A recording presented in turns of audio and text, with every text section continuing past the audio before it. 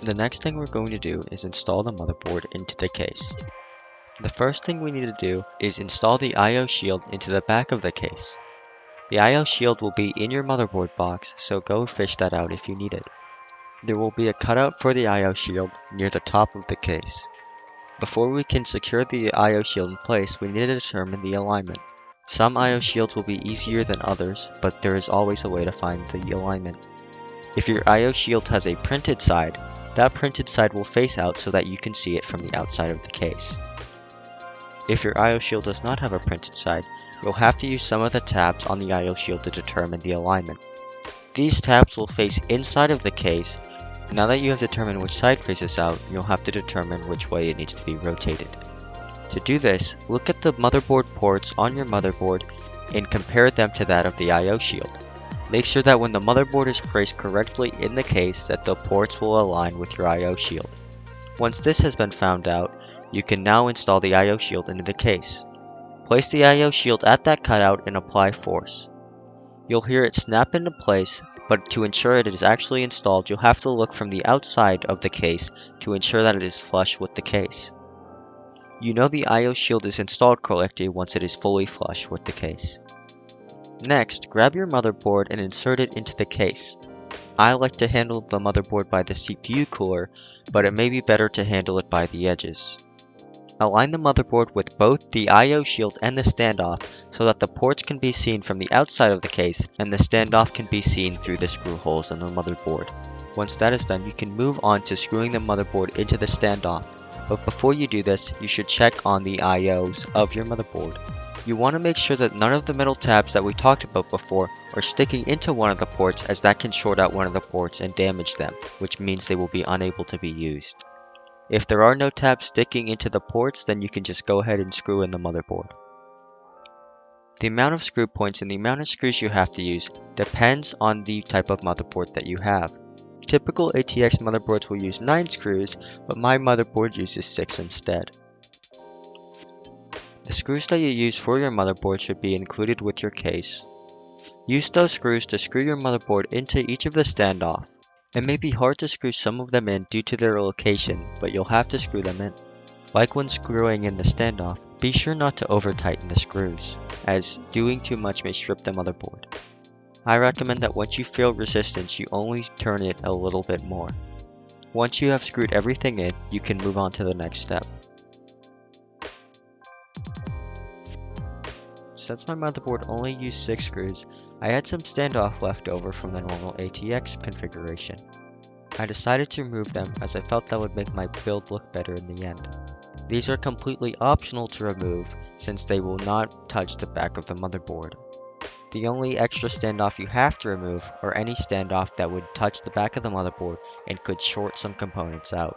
With the motherboard installed, it's time to connect the case connectors to our motherboard.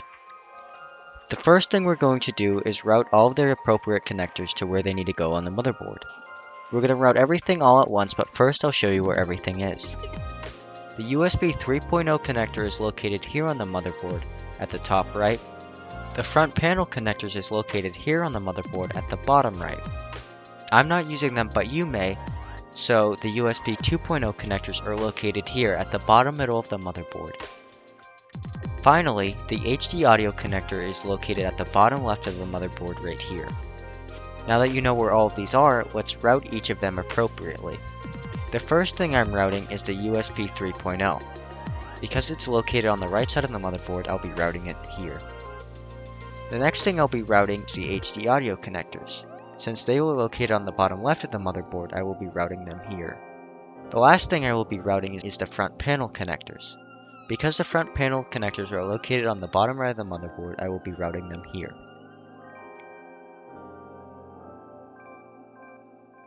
My case also has a USB 3.2 connector, but my motherboard does not support that connector, so I'm just going to leave it here for now.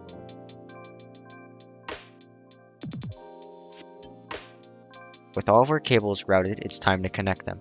The first one I'm going to connect is the USB 3.0. The USB 3.0 connector uses a key.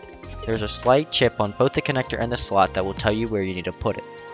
Line this key up and then push the USB 3.0 header down so that it will be fully connected.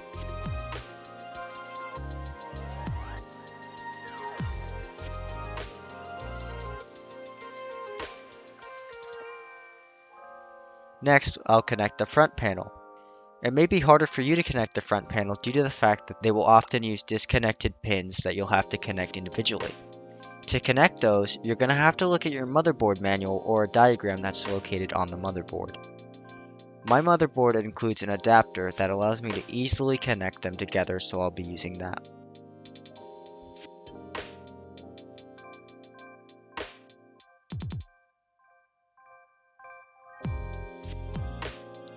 Finally, HD audio.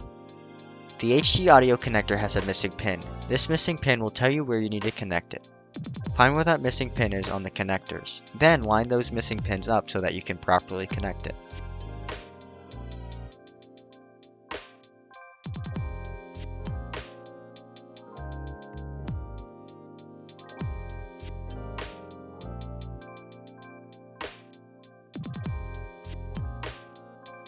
The next thing we're going to do is connect any case fans to the motherboard. Refer to your motherboard manual to find out where all of your case fan connectors are. They should be labeled something like chassis fan or CHA_fan. Route those fan connectors to the closest point on your motherboard. From here, you're going to need to follow the key on the connector. There will be two slides that will correspond with this connector.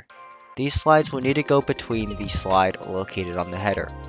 Connect them to the headers. There is no specific one that you need to use, you just need to connect them to one of them. Once you have connected all of your case connectors, you can move on to the storage installation.